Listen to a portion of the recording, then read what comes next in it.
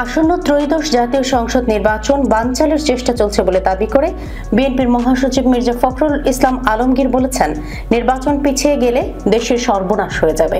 সোমবার সকালে ঠাকুরগাঁও জেলা মুক্তিযোদ্ধা কমপ্লেক্স ভবনে বীর মুক্তিযোদ্ধাদের সঙ্গে এক মতবিনিময় সভায় তিনি এই কথা বলেন। মির্জা ফখরুল বলেন, একটি মহল আজ নির্বাচন পেছাতে নানা চক্রান্তে উঠে পড়ে লেগেছে। ৭১-এর পরাজিত শক্তি নানাভাবে ষড়যন্ত্র করছে। তারা আজ দেশটাকে গিলে খেতে চায়, এটা মেনে নেওয়া যায় না। তিনি বলেন, আজকে একটা ধারণা দেয়া হচ্ছে ২৪-এর আন্দোলনেই সব হয়েছে, ভুলে গেলে চলবে না। ৭১ হয়েছে বলেই আমরা দেশ পেয়েছি। আমার জন্মটাকে আমরা ভুলতে পারি না, এটা মাথায় রাখতে হবে। বিএনপির এই নেতা বলেন, ৭১ মুছে দেওয়ার চেষ্টা করা হচ্ছে, কিন্তু আমরা সেটা ভুলতে পারি না। হিন্দু মুসলিম বিভেদ তৈরির চেষ্টা চলছে, এটা কখনো হতে দেয়া যায় না। ফখরুল বলেন, ধর্মকে ব্যবহার করে একটি পক্ষ নির্বাচন পিছিয়ে দেওয়ার চক্রান্ত করছে।